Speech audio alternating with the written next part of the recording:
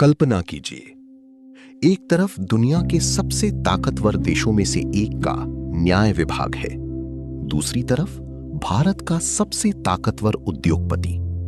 बीच में है आरोप, रिश्वत के आरोप, निवेशकों को गुमराह करने के आरोप और एक ऐसा दावा जिसने इस पूरी कहानी को सिर्फ कानूनी मामला नहीं रहने दिया। दावा ये कि अगर आरोप हटे तो अमेरिका में 10 अरब डॉलर का निवेश हो सकता है और 15,000 नौकरियां पैदा हो सकती हैं। सवाल सिर्फ ये नहीं है कि गौतम अडानी दोषी हैं या नहीं। सवाल इससे बड़ा है, क्या न्याय सबूतों से तय होता है या कभी-कभी सत्ता, पैसा और राजनीति अदालत के दरवाजे तक पहुंच जाते हैं। ये कहानी है अडानी, अमेरिका और न्याय की कीमत की। नवंबर 2024, अमेरिका के जस्टिस डिपार्टमेंट ने एक बड़ा आरोप लगाया।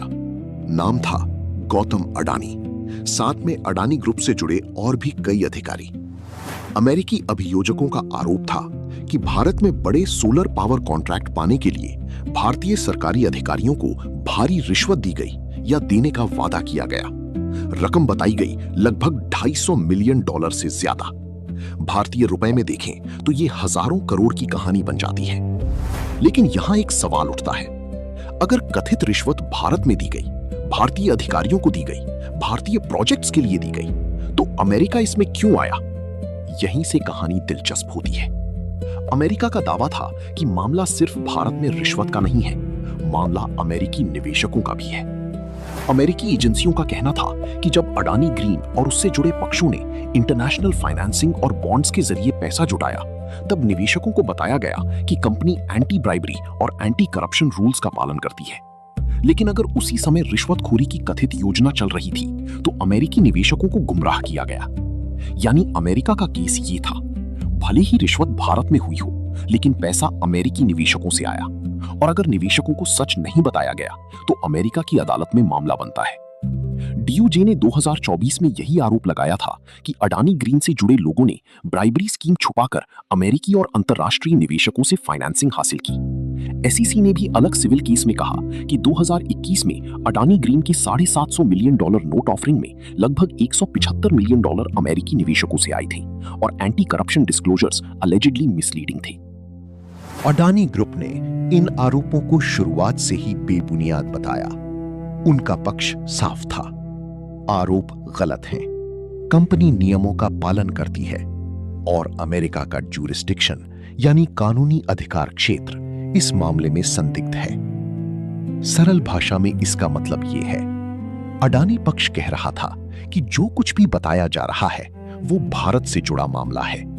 अमेरिका इसे अपने कानूनों के दायरे में खींचने की कोशिश कर रहा है, और यही आगे चलकर उनके बचाव की सबसे बड़ी लाइन बनी।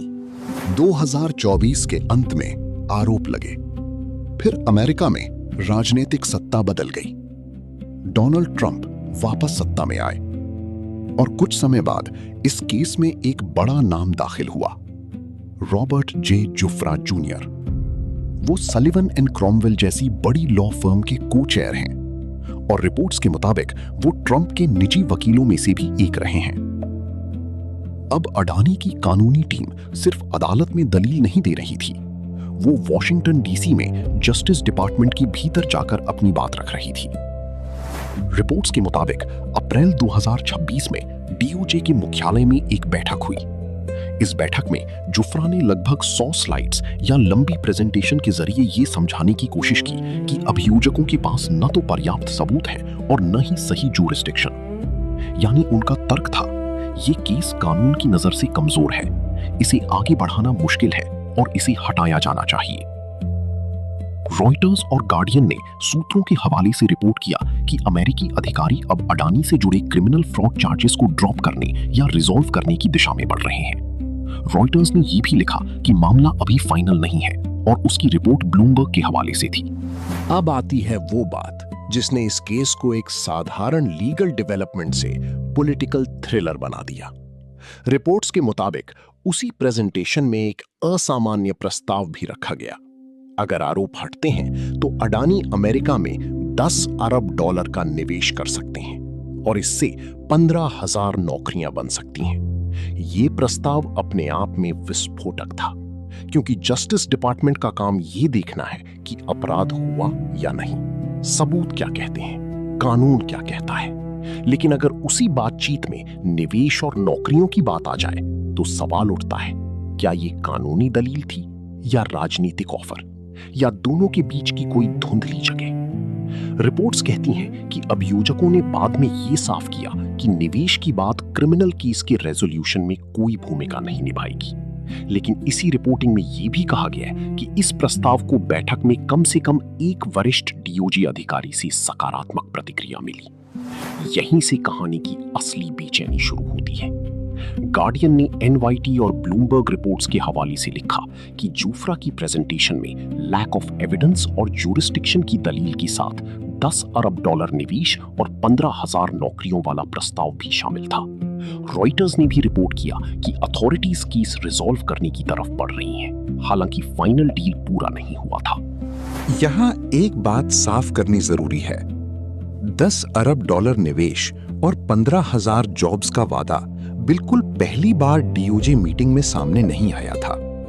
ट्रंप की जीत के बाद गौतम अडानी ने सार्वजनिक रूप से अमेरिका में एनर्जी और इंफ्रास्ट्रक्चर प्रोजेक्ट्स में $10 अरब निवेश करने की बात कही थी। इसलिए सवाल ये नहीं है कि इन्वेस्टमेंट प्रॉमिस असली था या नया था। सवाल ये है, क्या वही इन्वेस्टमेंट प्रॉमिस अब लीगल नेगोशिएशन की मेज पर रखा गया? अगर हां, तो ये सिर्फ बिजनेस अनाउंसमेंट नहीं रह जाता, ये जस्टिस सिस्टम की इंडिपेंडेंस का सवाल बन जाता है। ये कहानी सिर्फ डीओजे तक सीमित नहीं है, साथ में एसईसी का सिविल केस भी है। एसईसी यानी सिक्योरिटीज एंड एक्सचेंज कमीशन। इसका काम है अमेरिकी निवेशकों और बाजार की रक्षा करना। रिपोर्ट्स के मुताबिक एसईसी वाला मामला फाइनेंशियल पेनल्टी के साथ सेटल हो सकता है। कुछ रिपोर्ट्स में यह रकम $15 से $20 मिलियन के आसपास बताई गई है। साथ ही ट्रेजरी डिपार्टमेंट के ओफैक से जुड़ी एक अलग जांच में भी सेटलमेंट की चर्चा है, जिसकी रिपोर्टेड रकम करीब $275 मिलियन बताई गई है। लेकिन यहां भी सावधानी जरूरी है। ये सब अभी रिपोर्ट्स और सोर्सेस पर आधारित जानकारियां हैं। जब तक ऑफिशियल ऑर्डर या फाइनल सेटलमेंट सामने नहीं आता, इन्हें अंतिम सच की तरह नहीं कहा जा सकता। फाइनेंशियल टाइम्स और रॉयटर्स की रिपोर्टिंग के मुताबिक डीओजे क्रिमिनल केस ड्रॉप करने की तरफ बढ़ सकता है। एसईसी सेटलमेंट रिलेटिवली छोटे पेनल्टी अमाउंट पर हो सकता है और ओफैक से जुड़ा अलग मामला बड़ी सेटलमेंट से निपट सकता है। इस कहानी को बहुत सावधानी से समझना होगा। चार्जेस ड्रॉप होना और निर्दोष साबित होना एक ही बात नहीं है। किसी केस का गिर जाना कई वजहों से हो सकता है। सबूत कमजोर हों, ज्यूरिस्डिक्शन मुश्किल हो, गवाह ना मिल रहे हों, एक्सट्रेडिशन प्रैक्टिकल ना हो, या सरकार की एनफोर्समेंट प्रायोरिटी बदल गई हो। इसलिए अगर डीओजे केस छोड़ता है तो ये अपने आप अदालत से मिली क्लीन चिट नहीं है। लेकिन अगर डीओजे केस छोड़ता है तो अडानी पक्ष इसे बड़ी कानूनी और प्रतिष्ठात्मक जीत की तरह पेश करेगा और उनके समर्थक कहेंगे, देखिए मामला शुरू से कमजोर था। दूसरी तरफ आलोचक कहेंगे, अगर बड़े उद्योगपति, महंगे वकील, राजनीतिक पहुंच और निवेश के वादे से गंभीर आरोप हल्के हो सकते हैं, तो आम आदमी के लिए न्याय का मतलब क्या है? इस कहानी में ट्रंप का नाम सिर्फ पृष्ठभूमि नहीं है, ये पूरी बहस का हिस्सा है। क्योंकि ट्रंप राजनीति में अक्सर डील्स, जॉब्स, इन्वेस्टमेंट्स और इकोनॉमिक विंस की भाषा बोलते हैं। अगर किसी बिलियनियर पर गंभीर आरोप हो और उसी समय वो अमेरिका में $10 अरब निवेश और 15,000 जॉब्स की बात करे, तो ये ट्रंप के लिए पॉलिटिकल विन बन सकता है। लेकिन जस्टिस डिपार्टमेंट के लिए ये खतरनाक इलाका है, क्योंकि न्याय व्यवस्था का आदर्श ये कहता है, कानून सबके लिए बराबर है। लेकिन सत्ता की दुनिया अक्सर पूछती है, देश को क्या मिलेगा? यहीं से टकराव पैदा होता है। एक तरफ लॉ, दूसरी तरफ डील, एक तरफ एविडेंस, दूसरी तरफ इन्वेस्टमेंट, एक तरफ कोर्ट, दूसरी तरफ पावर पॉलिटिक्स। और अडानी केस इसी टकराव का प्रतीक बन गया है। भारत में इस केस का राजनीतिक अर्थ अलग है।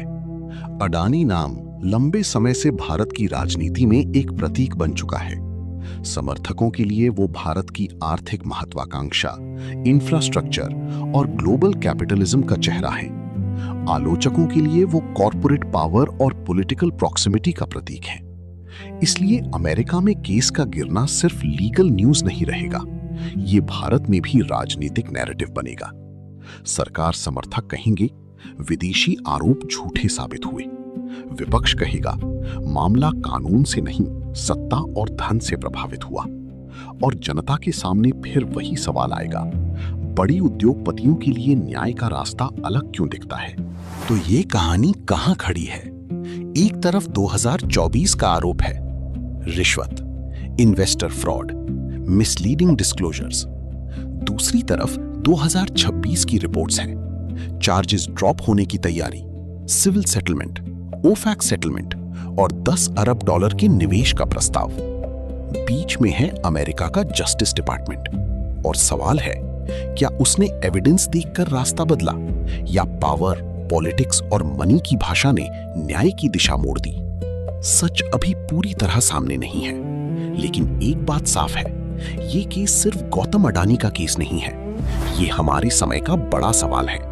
जब अरबपति, सरकारी, वकील और निवेश की रकमें एक ही कमरे में आ जाएं, तो न्याय की मेज पर सबसे भारी चीज क्या होती है? कानून, सबूत या कीमत?